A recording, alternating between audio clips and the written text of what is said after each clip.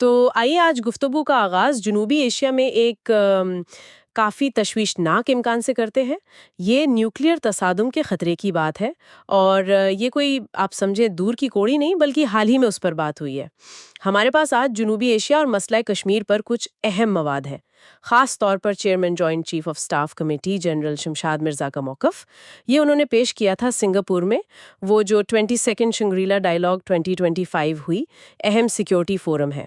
تو ہمارا مقصد آج یہ ہے کہ ان ذرائع سے اہم باتیں نکالیں، کشمیر تنازع کی حیثیت کیا ہے، پانی والا معاملہ کیوں اہم ہے، اور خطے کی سلامتی کے لیے مذاکرات پر اتنا زور کیوں دیا جا رہا ہے۔ تو چلیں اس کا جائزہ لیتے ہیں۔ اچھا، تو سب سے پہلے ذرائع بالکل واضح طور پر بنیادی مسئلے کی نشاندہی کر رہے ہیں۔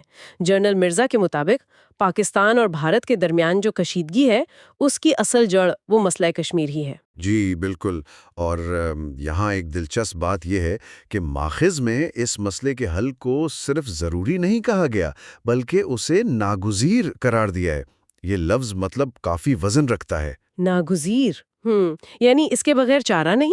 بالکل، یعنی یہ اس کی فوری نوعیت کو ظاہر کرتا ہے کہ جب تک یہ حل نہیں ہوتا خطے کا استحکام وہ ممکن نہیں۔ صحیح، اور بات صرف کیا کہتے ہیں روایتی تنازع تک نہیں ہے، ماخذ میں تو صاف صاف نیوکلیئر تصادم کے خطرے کا بھی ذکر ہے۔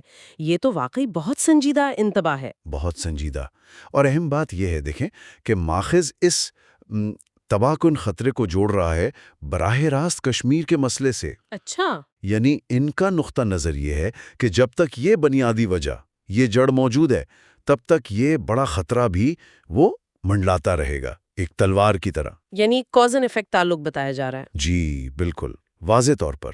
اچھا، تو کشمیر تو ہو گیا مرکزی نقطہ، لیکن ایک اور پہلو بھی ہے جس پر روشنی ڈالی گئی ہے، وہ ہے بھارت کی جانب سے مبینہ طور پر پانی کو بطور ہتھیار استعمال کرنے کا الزام۔ ذرائع اسے بین الاقوامی قوانین کی خلاف ورزی کہہ رہے ہیں۔ اس الزام کی کیا نوعیت ہے؟ دیکھیں، ذرائع کے مطابق یہ الزام اس لیے سنگین ہے کیونکہ یہ معاملے کو روایتی فوجی دائرے سے باہر لے جاتا ہے۔ اسے بین الاقوامی معاہدے، قدرتی وسائل کے منصفانہ تقسیم، ان اصولوں کی پامالی کے طور پر پیش کیا جا رہا ہے۔ اچھا، یعنی ذرائع کا اشارہ یہ ہے کہ یہ کشیدگی کو ایک آپ کہہ لیں نئی اور غیر روایتی سطح پر لے جانے والا قدم ہو سکتا ہے۔ اور اس کے اثرات پھر صرف سیاسی نہیں ہوں گے؟ جی نہیں، انسانی اور ماحولیاتی اثرات بھی گہرے ہو سکتے ہیں۔ پھر بات تھوڑی وسیع تناظر میں بھی کی گئی۔ ایشیا پیسیفک کو مستقبل کا وہ عالمی طاقت کا مرکز قرار دیا گیا، اور اسی حوالے سے جنوبی ایشیا کی سلامتی کے لیے مذاکرات کی اہمیت پر زور دیا گیا، اور ایک بہت بہت اہم جملہ استعمال ہوا میرے خیال میں۔ کون سا؟ تنازع سے بچاؤ بحران کے بعد کی کوششوں سے بہتر ہے۔ ہاں، یہ نقطہ بہت کلیدی ہے، بہت اہم۔ یہ اصل میں صرف رد عمل والی پالیسیوں کے بجائے پیش بندی کی حکمت عملی کی وکالت ہے۔ یعنی پرو ایکٹیو ہونا۔ بالکل، فور سائٹ۔ ماخذ کا زور اس بات پر ہے کہ بھئی مسائل کو بڑھنے نہ دیا جائے، بحران بننے سے پہلے سفارتی سطح پر حل کیا جائے۔ تو یہ زیادہ پائیدار راستہ سمجھا جا رہا ہے؟ جی، مستقبل کے استحکام کے لیے۔ تو اگر ہم آج کی ساری گفتگو کے اہم نکات کو سمیٹیں ان ذرائع کے مطابق، نمبر 1، کشمیر مسئلہ پاک بھارت کشیدگی کی بنیاد ہے جس سے نیوکلیئر تصادم کا حقیقی خطرہ ہے۔ جی۔ نمبر 2، پانی کو بطور ہتھیار استعمال کرنے کا الزام، یہ بین الاقوامی قوانین اور تنازع کی نوعیت کے حوالے سے اہم ہے۔ بالکل۔ اور تیسرا، ان سب کے درمیان جنوبی ایشیا کی سلامتی کے لیے مذاکرات ضروری ہیں، اور خاص طور پر وہ بحران سے پہلے والی حکمت عملی، یعنی تنازعات سے بچاؤ۔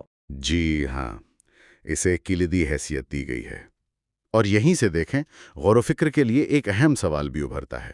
اچھا، اگر ماخذ کی یہ بات درست مان لی جائے کہ تنازع سے بچاؤ بحران کے بعد کی کوششوں سے بہتر ہے، تو پھر سوال یہ ہے کہ صرف مذاکرات کی عمومی دعوت کافی ہے، یا اس سے آگے بڑھ کر وہ کون سے ٹھوس، مخصوص، قابل عمل سفارتی اقدامات ہو سکتے ہیں جن پر فوراً کام شروع کیا جائے تاکہ اس بچاؤ کو حقیقت بنایا جا سکے؟ بالکل، تاکہ یہ صرف ایک اچھی خواہش نہ رہے بلکہ عملی شکل اختیار کرے۔